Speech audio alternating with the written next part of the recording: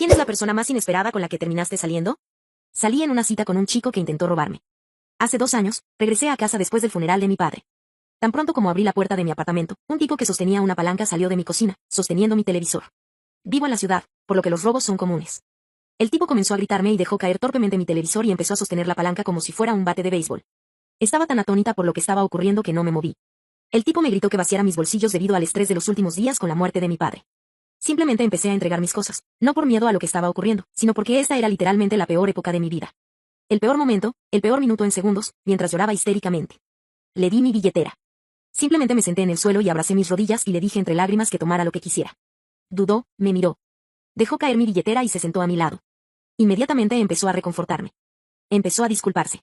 Puso mi televisor de nuevo en la mesa y me dijo que no estaba dañado. Me dijo que había perdido su trabajo y que su mamá necesitaba medicinas que él no podía pagar, y que estaban sin hogar. Me lo contó todo mientras yo sollozaba. Lloré por mi padre, que se había ido. Lloré por mi futuro, porque era incierto. Y lloré porque mi hogar había sido invadido de la manera más violenta. Durante unos buenos 10 minutos, estuve sentada en el suelo con un tipo que tenía la intención de robarme, diciéndome que todo estaría bien y que lo sentía mucho. Me suplicó que no llamara a la policía. Yo simplemente empecé a gritarle que se fuera. Se fue corriendo tan rápido que dejó la palanca atrás. Se la lancé mientras corría por la calle. 2 días después, llegué a casa del trabajo y él estaba sentado frente a mi puerta. Tenía tanto miedo que saqué mi teléfono. Pero tenía esta expresión de remordimiento y arrepentimiento en su rostro. Me dijo que le había contado a su mamá lo que había hecho, y ella me preparó una sopa. Me entregó un pequeño tazón envuelto en papel de aluminio. De nuevo, estaba tan atónita y abrumada y enojada que le abofeteé el tazón de las manos y se rompió en el suelo. Le dije que se fuera o llamaría a la policía. Se fue. Lo recuerdo. Parecía molesto. Dejé la sopa y el tazón roto afuera de mi puerta, casi como una advertencia para que no volviera. Cerca de 3 meses después, recibí una nota en mi buzón de correo de ese chico. Me dijo que su mamá había fallecido y que ya no estaban sin hogar y que tenía un trabajo. Quería devolverme por haber invadido mi apartamento. Anotó su dirección y me dijo que era bienvenida a invadir su lugar si quería. Pero no tenía muchas cosas. Todo esto me abrumó. Tiré la carta, pero recordé su dirección. Recuerdo haber pasado por allí un día, por curiosidad. Era un edificio de apartamentos desgastado al otro lado de la ciudad. Él iba subiendo a su habitación y me vio. Saludó. Me di la vuelta y me fui. Él corrió detrás de mí y se disculpó de nuevo. Me dijo que nunca quiso hacer lo que hizo. Me mostró el programa del funeral de su mamá que guardaba en su billetera. No estaba mintiendo. Ella era real. Él era real. Era una persona real. No sé qué fue, pero le creí. Poco a poco comenzamos a acercarnos como personas. No puedo describirlo. Después de un año de mantener la comunicación y aprender quién era él, se inscribió en un colegio comunitario local y comenzó a tomar cursos para obtener créditos antes de postularse a la universidad. Lo ayudé a estudiar para su clase de historia. Era bueno en matemáticas y ciencias, aunque nunca lo invité a mi apartamento. Sin embargo, sin importar cuánto lo conociera, todavía tenía miedo de él. Y él lo sabía. Sabía que no podía confiar en él. Entonces, una noche salimos a tomar café porque él dijo que tenía un examen en su clase. Cuando llegué allí, dijo que había olvidado su libro. Simplemente hablamos un rato. Nos reímos. Y luego me dijo que quería cocinarme. Por impulso, decidí invitarlo a mi apartamento después de recoger algunas cosas en el supermercado. Vino. Estaba tan nerviosa que temblaba. Él lo notó. Apretó mi mano y luego cocinó la cena. Fue increíble. Conversamos. Nos reímos. Nos sentamos en el suelo y vimos una película en la televisión. Intentó robar. Hicimos chistes al respecto. Y luego me dijo que extrañaba a su mamá. Le di un abrazo. Luego se fue. No sabía lo que sentía, pero sabía que ya no podía renunciar a la gente. Algunas personas simplemente tienen mala suerte en la vida. Supuse que tal vez las cosas encontrarían una forma de solucionarse. También extrañaba a mi papá. Tal vez mi empatía por él sea la razón por la que no vi venir el tornado. 6 meses después, todo se derrumbó. Me importaba él. Cuidaba de él. Lo hacía. No puedo negarlo. En enero, justo después de que comenzara el año nuevo, recibí una llamada telefónica a las 2:30 de la madrugada de parte de él. Estaba en la cárcel. Él y 2 amigos suyos fueron arrestados por intoxicación pública y por estar en posesión de sustancias. Quería que lo sacara bajo fianza. Soy una maestra que vive con el salario de maestra. Le dije que no podía. Fue entonces cuando todo se desmoronó. Antes de eso, él y yo habíamos sido increíblemente cercanos. Pasamos la Navidad juntos. No tenía suficiente dinero para un boleto de avión a casa, así que me quedé en la ciudad. Él vino. Cocinamos y vimos películas antes de Navidad. Pasamos el Día de Acción de Gracias juntos. Lo ayudé a estudiar. Lo ayudé a poner en orden sus finanzas. No tenía idea de cómo hacer impuestos y todas esas cosas de adultos, como él decía. Pero noté que estaba haciendo cosas que normalmente no haría. Él venía a cualquier hora de la noche, visiblemente en pánico, y me preguntaba si podía quedarse conmigo. Lo amaba, sin hacer preguntas. Dejé de hacer preguntas porque quería creer que era bueno y que todo estaba bien. Empezó a preguntarme si mentiría y diría que no lo conocía si otras personas preguntaban por él. Esto me asustó, pero supuse que tenía que ver con cuestiones de trabajo. Quería que fueran cuestiones de su trabajo. Fue liberado de la cárcel aproximadamente una semana después. No me habló. Llamé a su apartamento. Nada. Llegué a casa del trabajo un día y una mujer estaba esperando afuera de mi puerta. Parecía desaliñada. Llevaba una camiseta sin mangas y chanclas en pleno enero en el noreste. Hacía frío cuando intenté abrir la puerta de mi apartamento. Empezó a atacarme verbalmente. Me dijo que me mantuviera alejada de él como si fuera su dueña. Me dijo que sabía lo que le había hecho y que recibiría lo que merece. Se fue. Estaba aterrorizada. Antes de llamar a la policía, decidí llamar a su apartamento una última vez. Él contestó. Le hablé sobre la mujer. Se disculpó. Dijo que estaba viendo a esa mujer. No tenía intención de que viniera y se interpusiera. Pero eso me llevó a otra pregunta. ¿Cómo sabía ella dónde vivía? ¿Y cuántos otros sabían dónde vivía yo? Dudó antes de responder. Recuerdo eso. Solo dijo que lo sentía. Inmediatamente, hice una maleta de viaje, agarré mis objetos de valor y me fui a un hotel. Usé mi tarjeta de crédito de emergencia porque ya no me sentía segura por culpa de él. Volví a mi apartamento al día siguiente. Todo estaba bien. Él vino a disculparse. Le dije que se fuera. Empecé a llorar. Cuando estoy enojada, lloro. Él intentó abrazarme, pero recuerdo que cogí un estante desmontado de IKEA para protegerme. Exigí saber qué estaba haciendo. Me dijo que estaba vendiendo sustancias. Me dijo que tenía que hacerlo porque conocía a personas que lo lastimarían. La vida, supongo. No sé. Le dije que se fuera. Nunca quiero verlo de nuevo. Y así sucesivamente. Se enfadó y luego amenazó con regresar con sus amigos. Estaba llena de culpa por confiar en él. Se disculpó de nuevo y dijo que lo sentía mucho. Estaba cuestionando todo sobre él. Lo empujé fuera y cerré la puerta con llave. El programa de enseñanza me trasladó a varias escuelas en todo el país. El año pasado, presenté una solicitud para mudarme al otro lado del país para estar más cerca de casa. 2 semanas después de este encuentro con él, descubrí que mi solicitud fue aceptada y estaba programada para mudarme en marzo. Mi apartamento fue allanado y vandalizado a principios de febrero. Por la noche, él venía a golpear mi puerta. Llamaba a la policía, pero siempre se iba antes de que llegaran. Este tipo comenzó a acosarme. Nunca se robó nada, solo rompió cosas. Rompieron una botella de vidrio que mi papá hizo para mí cuando tenía 6 años. Sabía cuánto significaba eso para mí. Se rompió la semana antes de irme. Lo vi afuera de mi edificio. Llamé a la policía. Se acercaba a mí, y recuerdo sentir una rabia ardiente en mí. Era un calor rojo y furioso que me inundó. Tomé mis llaves, que estaban en un cordón, y simplemente empecé a golpearlo. Terminé fracturándole el hueso orbital después de que cayera al suelo. Empecé a darle patadas. Quería que muriera. Realmente lo quería. Luego pensé en lo que pensaría mi papá. Pero luego me di cuenta de que no soy mi papá. Nunca seré él. Soy diferente. Esto es diferente. Las personas son diferentes. No todas son buenas, pero algunas lo son. Soy buena. Soy una persona buena. Cuando la policía llegó y lo interrogaron, se dieron cuenta de que él era el que me estaba acosando. Estaba buscado por una serie de otros cargos. Nunca lo volví a ver. Ahora estoy sentada en mi nuevo apartamento en una ciudad completamente nueva. El alquiler es más barato. Vivo en un vecindario de ancianos. Son amables. Les encanta que enseñe a niños. Se sienten seguros. Supongo que algunos días dejo la puerta de entrada abierta para que entre una brisa. Nunca tengo miedo. La playa está a solo 7 minutos a pie desde mi puerta trasera. Estoy feliz, así que estoy cerrando este capítulo. Está hecho. Se acabó. Estoy cansada. ¿Cuál fue un momento tan brutalmente embarazoso que te hizo querer renunciar a la vida? Tenía 17 años. María era el amor de mi vida en ese momento. Nunca había conocido a nadie como ella en mi joven vida. Creo que por eso me resultaba tan atractiva. Éramos amigos de la infancia.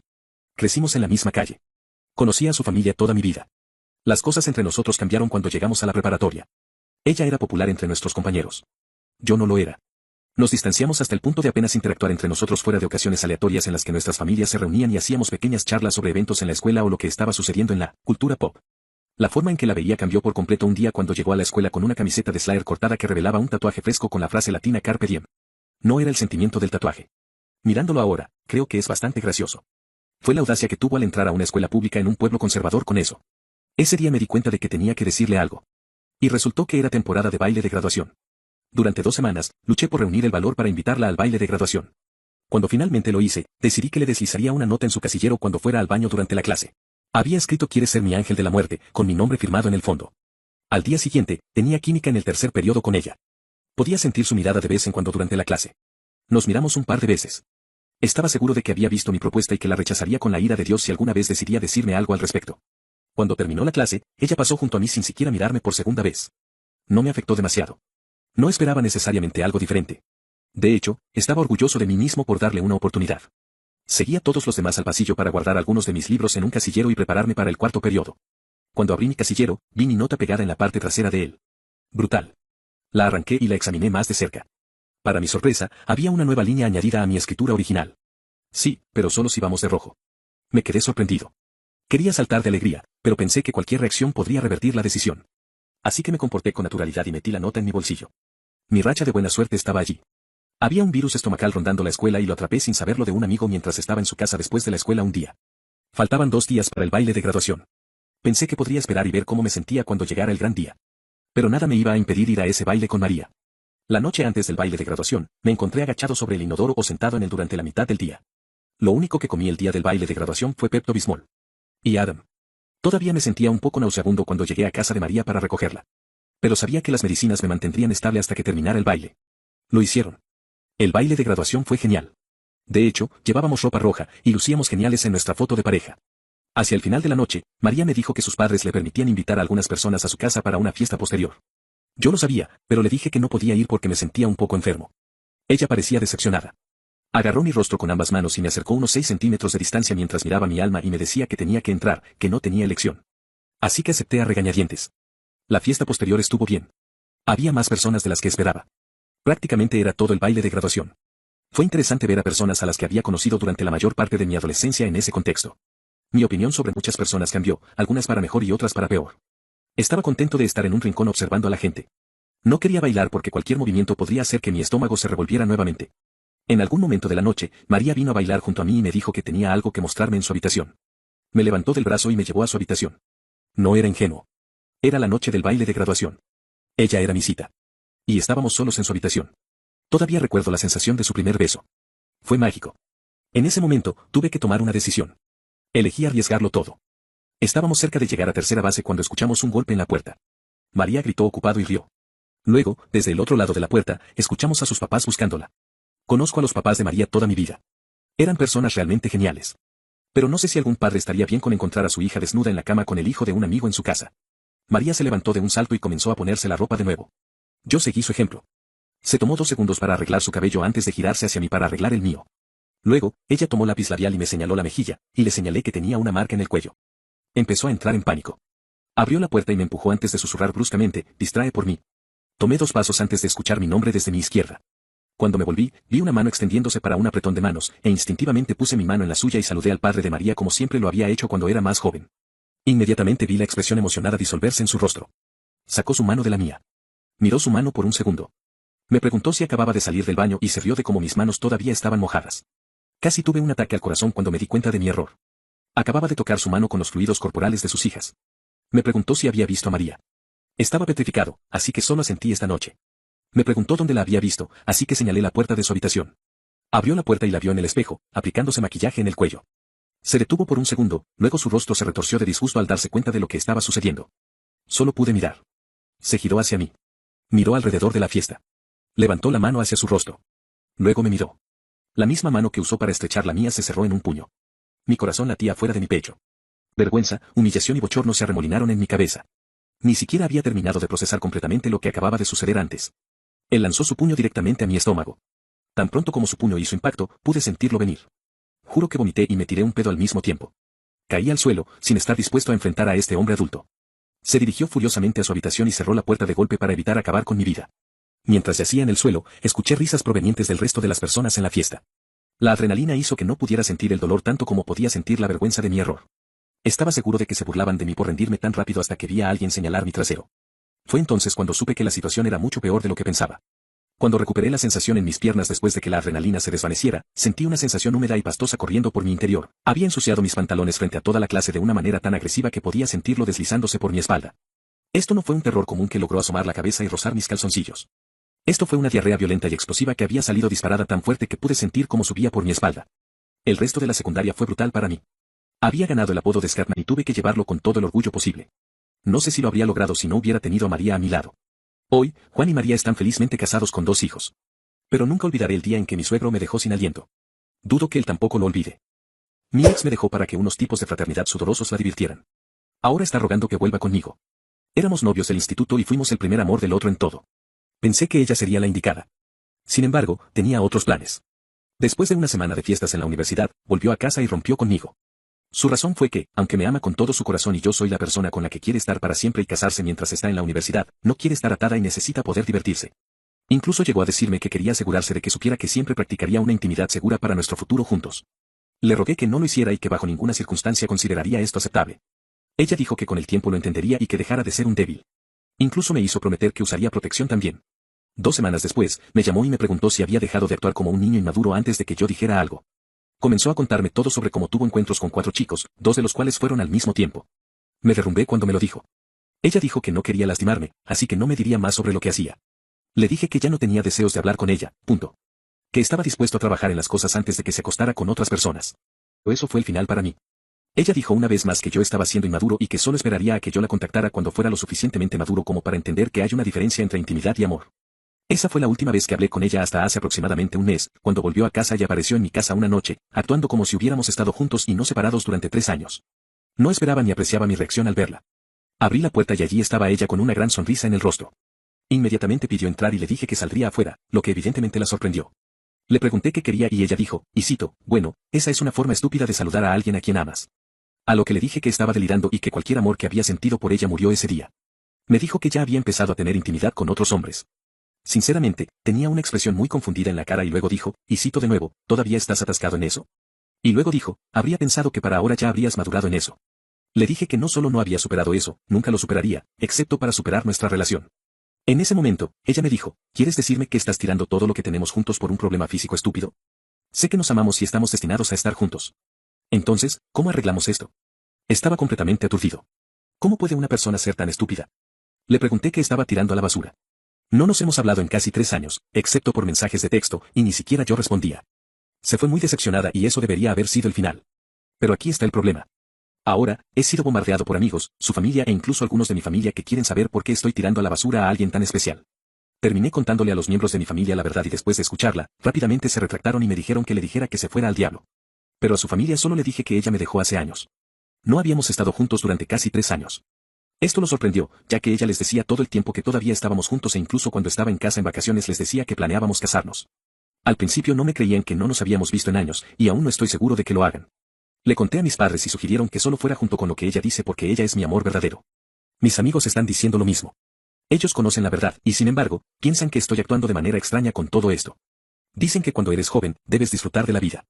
Pero si amas a alguien, sabes que al final estarán juntos. ¿Estoy equivocado?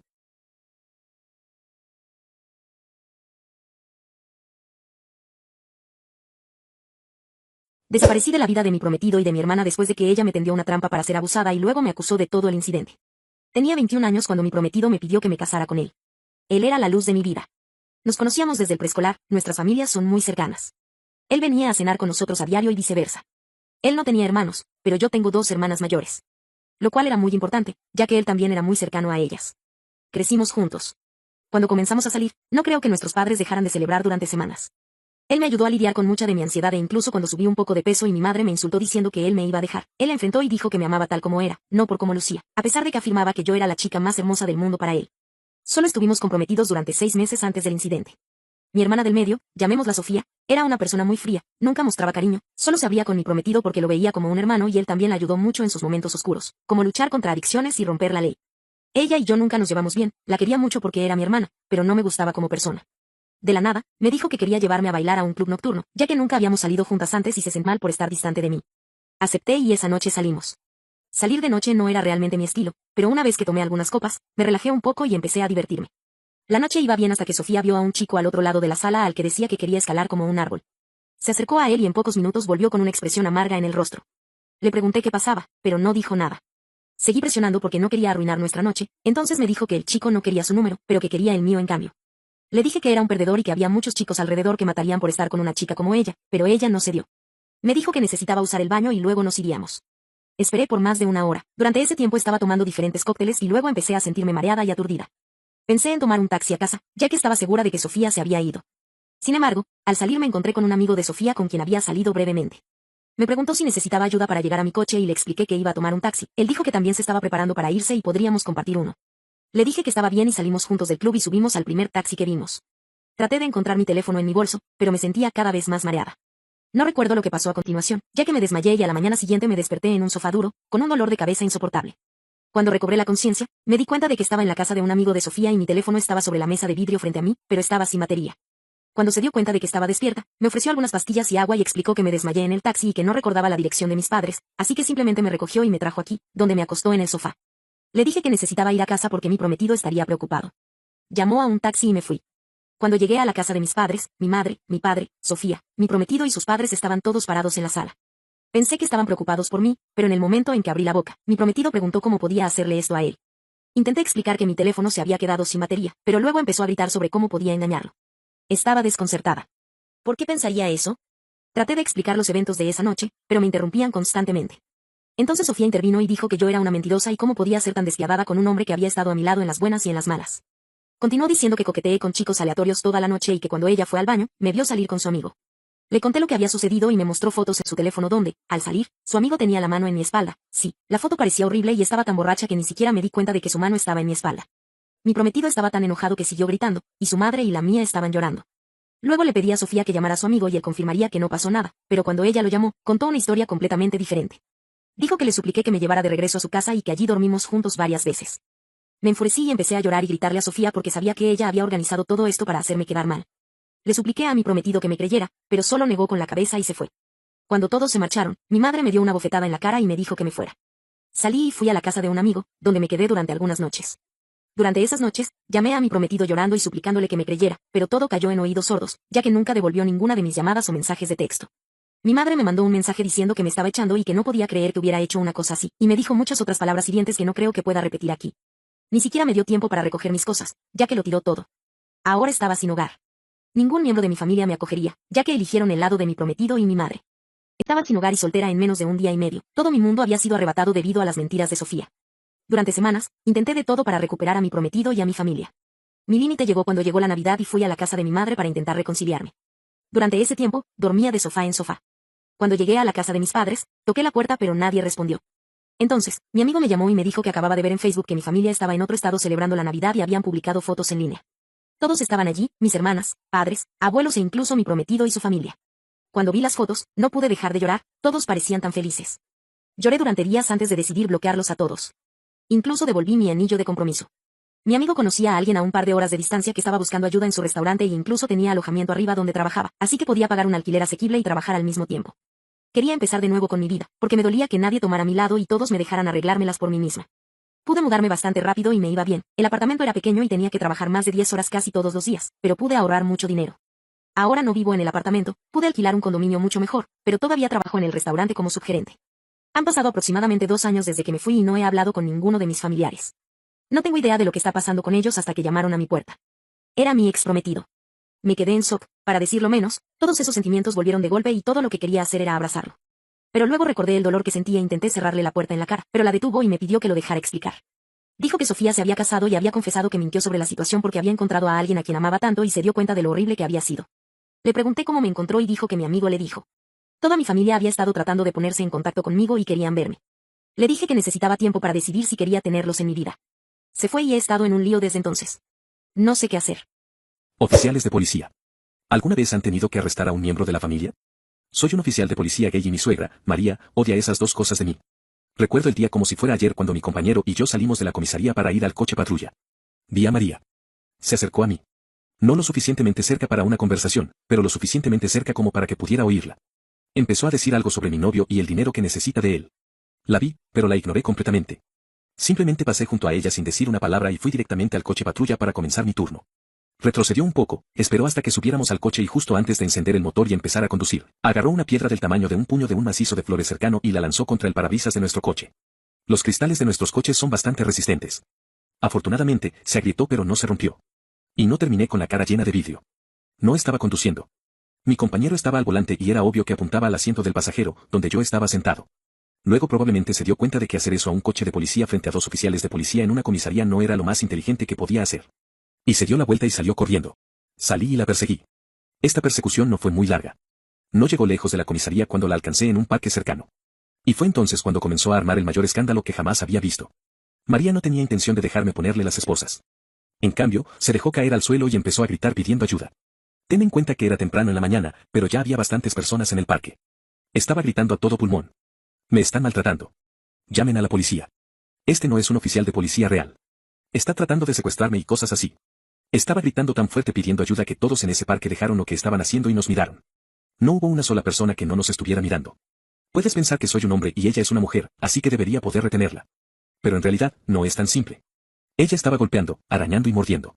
Me estaba escupiendo. Además, durante la lucha, me dio varias patadas bastante fuertes y dolorosas. Sinceramente, en este punto, tenía todo el derecho de usar una pistola eléctrica. Pero no lo hice. Mi compañero vino con el coche y me ayudó. Juntos, logramos esposarla. El siguiente problema fue meterla en el coche patrulla. En la patrulla, los coches son como furgonetas. La puerta trasera se abre y hay una jaula con un banco donde puedes poner a la persona. Y María no iba a entrar allí sin pelear. Incluso con las manos esposadas, estaba pateando la puerta, abriendo las piernas muy anchas para que no pudiéramos meterla. Y cuando la metimos, puso los pies en la puerta. Así que no podíamos cerrar la puerta mientras ella hacía todo esto. Nunca dejó de gritar que le estábamos rompiendo los huesos, que no teníamos derecho a tratarla así, que esto iba contra la ley y seguía pidiendo a la gente que llamara a la policía de verdad. En toda mi carrera como policía, nunca he tenido un arresto como este. He arrestado a muchas personas ebrias, a muchas personas agresivas, a muchas personas extrañas. Pero esto que ves aquí fue una de las cosas más estúpidas que he visto. La llevamos a la comisaría, y si ya tuvimos problemas para meterla en el coche, ahora no quería bajarse. Se aferraba a los barrotes y literalmente tuvimos que agarrarla y sacarla. Una vez adentro, María exigió inmediatamente ver al capitán. No estaba escuchando. Cuando tratamos de explicarle que el capitán no iba a hacer nada por ella y que no debía molestarnos. Insistió en que tenía derecho a ver a alguien superior, y técnicamente tenía razón. Así que fuimos a buscar al capitán para ella, quien la reconoció. La última vez que vino a causarme problemas, no estaba muy contento de verla. María dijo que quería presentar una queja sobre este oficial, señalándome. Dijo que abusé de mi poder, usé demasiada fuerza en ella y ni siquiera me importó que fuera una mujer frágil. Afirmó que torcí sus manos y la empujé brutalmente al coche. El capitán pidió ver la grabación de mi cámara corporal. Esta es una de las razones por las que usamos cámaras corporales todo el tiempo. Si el sospechoso dice una cosa y el oficial dice algo diferente, entonces puedes ver la grabación y ver lo que realmente sucedió. Así que el capitán reprodujo la grabación para que todos la vieran, y le preguntó a María, ¿qué es esto, señora? Como estaba claramente ignorando mis órdenes en la cámara, María respondió, esto soy yo luchando por mi vida. Es un instinto de supervivencia. Pensé que tomaría la pistola y me dispararía en la cabeza. El capitán respondió, no, señora, esto es su resistencia al arresto. Si un oficial le está dando una orden legítima, se supone que debe obedecer. Y si no obedece, el oficial tiene el derecho de usar una cierta cantidad de fuerza para detenerla. María dijo, y no estoy bromeando. No recibo órdenes de gusanos. Los gusanos no deberían ser policías. Dijo el insulto, mientras me miraba con furia. Se le acusó de vandalismo, huir de la policía, resistirse al arresto y agredir a un oficial.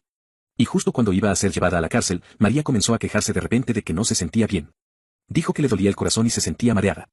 Su presión arterial estaba demasiado alta y quería una ambulancia.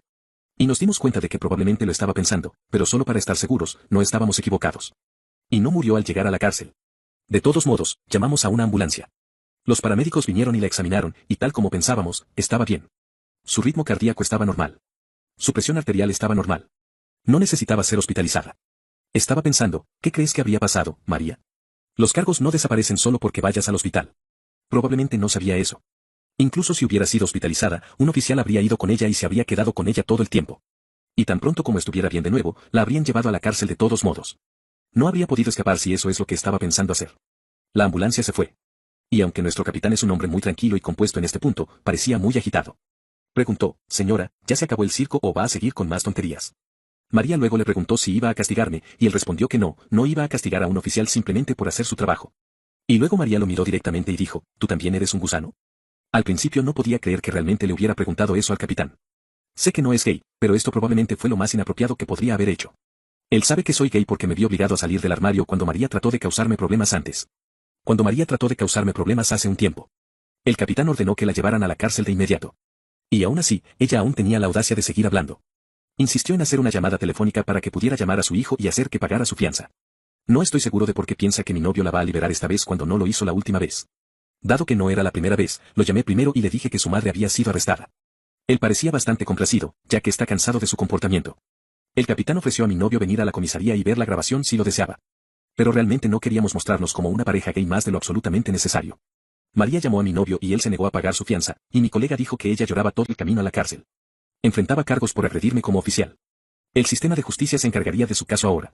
Decidí que lo mejor que podía hacer era vivir mi vida abierta y felizmente con mi novio, sin dejar que el odio de María oscureciera nuestro amor. Aquellos que han sido engañados. ¿Cómo te vengaste de tu ex? Mi abuela interpretó el papel de la dulce anciana y los destruyó a todos. Mi novio José y yo estuvimos juntos durante 9 años en nuestro 7º aniversario. Él propuso y yo dije que sí. Sin embargo, decidimos casarnos después de 2 años para tener tiempo de ahorrar lo suficiente para la boda y nuestros futuros hijos, etc. Nuestras familias estaban emocionadas, excepto la madre de él, María. No sé por qué, pero nunca le caí bien desde el primer día, y no tenía reparos en mostrarlo. Ella me acusaba constantemente de ser promiscua, pero principalmente de ser una cazafortunas. No estoy tratando de presumir, pero gano más que su hijo y vengo de una familia acomodada y respetada en nuestra comunidad. Mientras preparábamos la boda, la madre de mi entonces prometido se deleitaba en ser una molestia. La madre de mi prometido, María, hacía cambios en los detalles de la boda sin informarme ni a su querido hijo. Informaba a mis invitados de que se cancelaban sus invitaciones para acomodar a sus invitados elegidos, alteraba los arreglos de asientos y cambiaba el menú y los arreglos. Tuve que pagar 2 veces para deshacer los cambios que ella hizo. Por supuesto, no le sentó bien. Así que, siendo la adulta madura que es, lloraba y hacía berrinches. No soy una persona confrontativa y me pongo fácilmente cuando siento que aumenta la tensión. Gracias a Dios por mi querida abuela. Ella fue la razón principal por la que pude soportar todas las tonterías que María estaba haciendo. Despreciar era uno de sus pasatiempos, así que no fue una sorpresa cuando me menospreció por mi vestido de novia, que era hermoso y hecho a mano por la mejor amiga de mi madre. Tardó 1 año y 3 meses en terminar el vestido. En resumen, el vestido era realmente muy especial para mí. Nunca levanté la voz ni dije nada negativo sobre María. Pero la gota que colmó el vaso fue cuando ella robó mi vestido de novia 2 meses antes de la boda y lo destruyó porque no le gustaba el diseño. Tuve un ataque de ansiedad cuando descubrí lo que había hecho. Durante mi ataque de ansiedad, ella no levantó un dedo para ayudar, pero seguía con su rutina habitual, llamando a mi ataque de ansiedad una forma de llamar la atención y que estaba siendo exagerada. Ya era demasiado tarde para arreglar el vestido, así que terminé comprando otro vestido de novia. En este punto, ya habíamos superado ampliamente nuestro presupuesto para la boda debido a esta locura del día de la boda.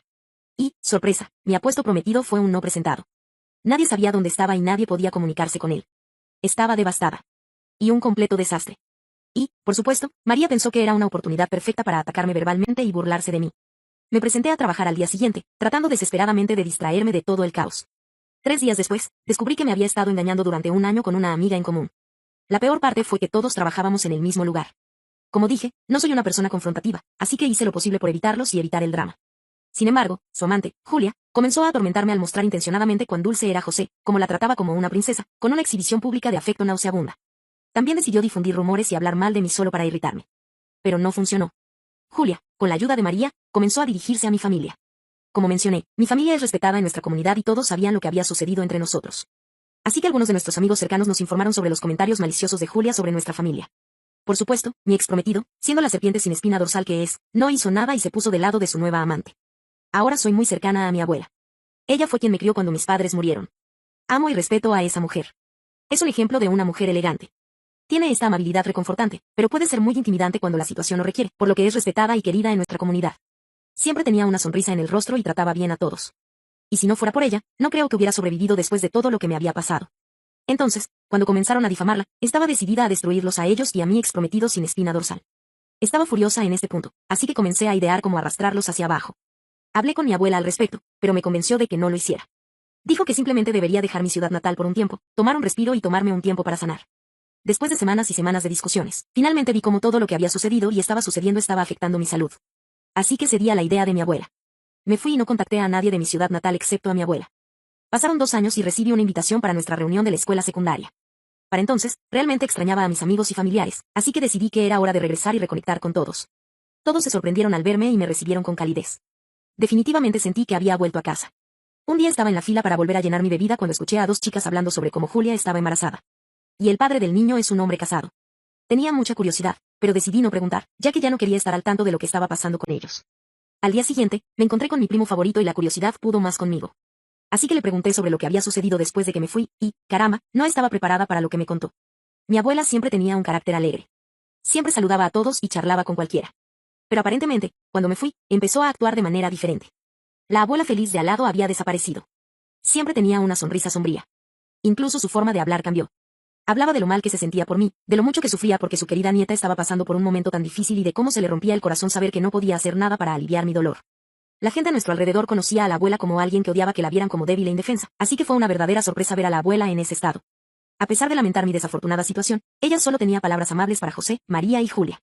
Todos me reverenciaron a mí y a mi abuela por manejar la situación con tanta gracia, a pesar de todo el rencor. La gente comenzó a tratar a mi exprometido y a María de manera diferente.